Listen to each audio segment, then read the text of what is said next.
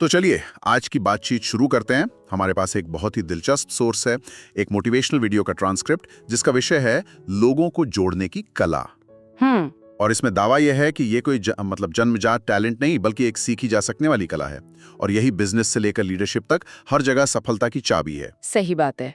लेकिन हम इसे सिर्फ 8 सीक्रेट्स की एक लिस्ट की तरह नहीं देखेंगे। आज हम इस कला को 3 पड़ावों में समझने की कोशिश करेंगे। ओके। पहला, नींव कैसे रखें, मतलब एक एक इंसान के साथ पर्सनल लेवल पर जुड़ाव कैसे बनाया जाए। दूसरा, उस नींव पर मजबूत दीवारें कैसे खड़ी करें, यानी संवाद और भरोसे की कला। और तीसरा, और आखिर में उस पर छत कैसे डालें, मतलब एक इंसान से आगे बढ़कर एक पूरा समुदाय कैसे बनाया जाए।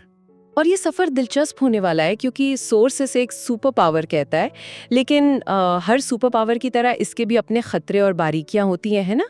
हाँ बिल्कुल। तो आज हम सिर्फ ये नहीं समझेंगे कि ये काम कैसे करता है, बल्कि ये भी जानने की कोशिश करेंगे कि इसकी सीमाएं क्या हैं और इसे सही तरीके से इस्तेमाल करने का मतलब क्या है। तो चलिए पहली ईंट से शुरुआत करते हैं, व्यक्तिगत कनेक्शन की नींव। बिल्कुल। तो इसका पहला और सबसे बुनियादी आइडिया ही मुझे बहुत आकर्षक लगा। ये कहता है कि कनेक्शन की शुरुआत हमेशा दिल से होती है, दिमाग से नहीं। कि लोग आपकी शक्ल या स्टेटस से नहीं बल्कि इस बात से जुड़ते हैं कि आप उन्हें महसूस कैसा करवाते हैं, कितनी इज्जत देते हैं। सुनने में तो ये बहुत अच्छा लगता है, पर आज की इस लेन देन वाली दुनिया में ये कितना प्रैक्टिकल है? क्या ये थोड़ा मतलब ज्यादा आदर्शवादी नहीं है? आपका सवाल बिल्कुल सही है और यहीं पर दिल और दिमाग के बीच का फर्क समझना जरूरी हो जाता है। देखिए, दिमाग एक कैलकुलेटर की तरह है। अच्छा। वो फायदा नुकसान, लेना देना ये सब देखता है। ये एक ट्रांजैक्शनल यानी लेन देन का रिश्ता है। राइट। लेकिन सोर्स जिस दिल की बात कर रहा है वो एक रिलेशनल मतलब एक भावनात्मक जुड़ाव है। मनोविज्ञान में हम इसे सहानुभूति, एम्पैथी कहते हैं। एम्पैथी। पर यहाँ एक पेज है, एक जाल है। सहानुभूति का मतलब ये नहीं कि आप हर फैसला भावनाओं में बहकर लें। इसका असली मतलब है दूसरे के नजरिए को ईमानदारी से समझने की कोशिश करना, भले ही आप उससे सहमत ना हो। अच्छा, तुम्हें मतलब ये सिर्फ महसूस करने के बारे में नहीं है बल्कि समझने की कोशिश करने के बारे में है। बिल्कुल। और यहीं पर एक लीडर या एक प्रोफेशनल के लिए संतुलन बनाना जरूरी हो जाता है। आप किसी की परेशानी को दिल से समझ सकती हैं, लेकिन फैसला आपको दिमाग से ही लेना होगा जो सबके लिए सही हो। सोर्स का ये पहला सिद्धांत असल में ये कह रहा है कि किसी भी रिश्ते की शुरुआत में अपनी नियत साफ रखें, उसे लेन देन से ऊपर रखें। और शायद इसीलिए दूसरा सिद्धांत कहता है कनेक्शन अपने आप नहीं बनता, कनेक्शन कमाया जाता है। कमाया जाता है। हाँ, ये उस पहले एहसास को एक लगातार कोशिश में बदलने की बात करता है। सोर्स में छोटे छोटे उदाहरण दिए, जैसे किसी पुराने क्लाइंट को बस हालचाल पूछने के लिए मैसेज करना, या अपनी टीम के किसी सदस्य की मेहनत को देखकर उससे थैंक यू बोलना। ये वो छोटी छोटी कोशिशें हैं जो उस दिल से शुरू हुए रिश्ते को जिंदा रखती हैं। इसे हम रिलेशनल इक्विटी या भावनात्मक बैंक खाता कह सकते हैं। ये एक बहुत शक्तिशाली कॉन्सेप्ट है। भावनात्मक बैंक खाता? हाँ, जैसे आप बैंक में पैसे जमा करते हैं, वैसे ही आप इन छोटे छोटे लगातार प्रयासों से किसी रिश्ते में विश्वास और सद्भावना जमा करते हैं। सही बात है। और ये जमा पूंजी तब काम आती है जब कभी कोई गलती हो जाए या कोई मुश्किल वक्त आए। ये एक पौधे की तरह है जिसे हर रोज थोड़ा थोड़ा पानी देना पड़ता है। थोड़ा थोड़ा, हाँ। आप ये उम्मीद नहीं कर सकते कि एक दिन बाल्टी भर पानी डालकर पौधा हमेशा के लिए हरा भरा हो जाएगा। ये भावनात्मक बैंक खाता वाली बात बहुत अच्छी है। इसका मतलब है कि ये छोटे छोटे प्रयास असल में एक इन्वेस्टमेंट है। बिल्कुल। लेकिन ये इन्वेस्टमेंट तभी काम करेगा जब लोग आपके साथ सहज महसूस करेंगे, जब वो आपसे जुड़ना चाहेंगे। और यहीं पर हमारी बातचीत दूसरे पड़ाव में दाखिल होती है, संवाद की कला। इसका तीसरा रहस्य कहता है लोग आपकी बातों से नहीं जुड़ते, लोग आपकी वाइब से जुड़ते हैं। इसका क्या मतलब है? इसका मतलब है कि हमारा संवाद 90% से ज्यादा अशाब्दिक यानी नॉन वर्बल होता है। 90% से ज्यादा? हाँ, आपकी वाइब असल में आपकी ऊर्जा, आपकी बॉडी लैंग्वेज और आपके हाव भाव का मिला जुला रूप है। मनोविज्ञान में इसे इमोशनल कंटेजन यानी भावनात्मक संक्रमण कहते हैं। भावनात्मक संक्रमण मतलब भावनाएं, खासकर ऊर्जा, एक इंसान से दूसरे इंसान में फैलती हैं, किसी वायरस की तरह। अच्छा। अगर आप किसी कमरे में घबराहट या गुस्से के साथ घुसते हैं तो बिना कुछ कहे भी वहां का माहौल तनावपूर्ण हो जाएगा। और अगर आप शांति और सकारात्मकता के साथ जाते हैं तो लोग अपने आप सहज महसूस करने लगते हैं।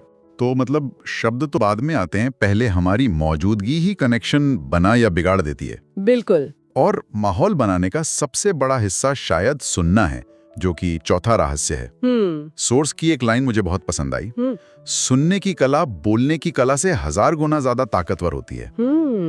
हम अक्सर ये गलती करते हैं कि जब कोई बोल रहा होता है तो हम सुन नहीं रहे होते हैं, हम अपनी बारी का इंतजार कर रहे होते हैं। इसे एक्टिव लिसनिंग कहते हैं और सोर्स की बात सैद्धांतिक रूप से बिल्कुल सही है। जब आप किसी को बिना टोके, बिना जज किए सुनते हैं तो आप सिर्फ जानकारी नहीं ले रहे होते, आप उन्हें सम्मान दे रहे होते हैं। सम्मान। आप उन्हें ये संदेश दे रहे होते हैं कि आप मेरे लिए महत्वपूर्ण हैं। लेकिन मैं यहाँ एक सवाल उठाना चाहूंगी। हाँ, बताइए। क्या हमेशा चुपचाप सुनना ही सबसे अच्छा तरीका है? ये एक अच्छा सवाल है। मतलब क्या कभी-कभी हमारा बोलना ज्यादा जरूरी नहीं होता? बिल्कुल। कभी-कभी सही सवाल पूछना या अपना दृष्टिकोण देना भी तो रिश्ते को गहरा बना सकता है। जैसे मान लीजिए आपका कोई दोस्त किसी परेशानी में है और आपसे सलाह मांग रहा है। अगर आप सिर्फ चुपचाप सुनते रहेंगे तो शायद आप उसकी मदद नहीं कर रहे। सही बात है। तो एक्टिव लिसनिंग का मतलब सिर्फ चुप रहना नहीं है, बल्कि ये समझना है कि सामने वाले को उस वक्त किस चीज की जरूरत है। क्या उसे सिर्फ एक हमदर्द कान चाहिए या एक समाधान चाहिए? इस फर्क को समझना ही असली कला है। ये बहुत गहरी बात है।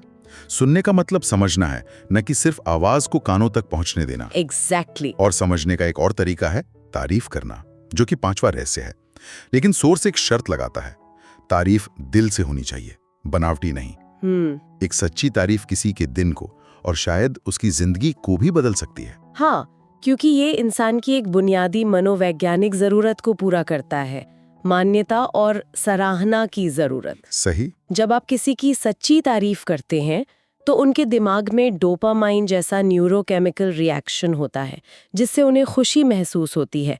ये एक पॉजिटिव बॉन्ड बनाता है। लेकिन यहाँ भी एक खतरा है। अगर कोई लीडर या मैनेजर तारीफ का इस्तेमाल सिर्फ एक टूल की तरह करने लगे, लोगों से काम निकलवाने के लिए, तो क्या ये मैनिपुलेशन नहीं बन जाएगा? हाँ, ये तो हो सकता है। सच्ची तारीफ और सोची समझी रणनीति के बीच की रेखा बहुत धुंधली हो सकती है। तो फिर फर्क कैसे किया जाए? फर्क नियत का है और लोग नियत को महसूस कर लेते हैं। सच्ची तारीफ हमेशा विशिष्ट होती है, स्पेसिफिक होती है। स्पेसिफिक मतलब? तुम बहुत अच्छा काम करते हो एक सामान्य बात है, लेकिन जिस तरह से तुमने कल उस मुश्किल क्लाइंट को संभाला और प्रेजेंटेशन के डेटा को सरल बनाया, वो कमाल का था।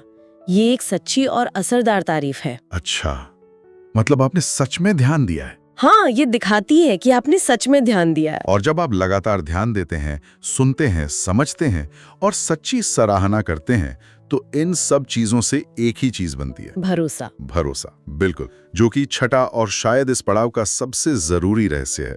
सोर्स कहता है कि भरोसा किसी भी रिश्ते की रीढ़ की हड्डी है। यह सालों में बनता है और एक पल में टूट सकता है। बिल्कुल। भरोसा कोई एक इवेंट नहीं है, ये एक पैटर्न का नतीजा है। ये तब बनता है जब आपके शब्द और आपके काम में लगातार मेल होता है। लगातार मेल। हाँ। सोर्स के अनुसार इसके 3 स्तंभ हैं। कंसिस्टेंसी, यानी आप जो कहते हैं वो बार बार करते हैं। ईमानदारी, यानी आप सच बोलते हैं भले ही वो मुश्किल हो। और विश्वसनीयता, मतलब लोग आप पर निर्भर रह सकते हैं। अगर इनमें से एक भी स्तंभ कमजोर पड़ जाए तो भरोसे की पूरी इमारत ढह जाती है। मुझे एक मैनेजर याद है जो मीटिंग में तो बड़ी बड़ी बातें करते थे, लेकिन असल में कभी अपने वादे पूरे नहीं करते थे। धीरे धीरे पूरी टीम का उन पर से भरोसा उठ गया और बिना भरोसे के कोई टीम में ही रहती, बस लोगों का एक समूह बन जाती है। ये बिल्कुल सही उदाहरण है। तो अगर हम देखें तो नींव रखने से लेकर भरोसे की दीवारें खड़ी करने तक का ये सफर पूरी तरह से व्यक्तिगत ईमानदारी और संवाद पर टिका है। सही। लेकिन अब हम इस बातचीत के सबसे ऊंचे और आखिरी पड़ाव पर आते हैं। 8वां रहस्य इस पूरी कला को एक अलग ही स्तर पर ले जाता है। ये कहता है, सिर्फ लोगों को खुद से मत जोड़ो, उन्हें अपने मिशन, अपनी एनर्जी, अपने विजन से जोड़ो। ये नेटवर्किंग से लीडरशिप तक का सफर है। हाँ, ये एक बहुत बड़ा बदलाव है। एक व्यक्ति से जुड़ाव की अपनी सीमाएं होती हैं, लोग बदल सकते हैं, गलतियां कर सकते हैं। सही बात है। लेकिन जब लोग किसी बड़े उद्देश्य, किसी बड़े क्यों से जुड़ जाते हैं, तो वो जुड़ाव बहुत गहरा और मजबूत हो जाता है। जैसे सोर्स ने एप्पल या टेस्ला का उदाहरण दिया है। बिल्कुल। लोग सिर्फ उनके फोन या कार नहीं खरीदते, वे उस विजन का हिस्सा बनना चाहते हैं।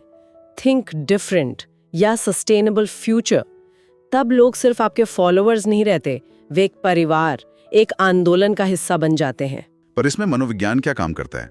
ऐसा क्यों होता है कि एक आइडिया से जुड़ना एक इंसान से जुड़ने से ज्यादा शक्तिशाली हो जाता है?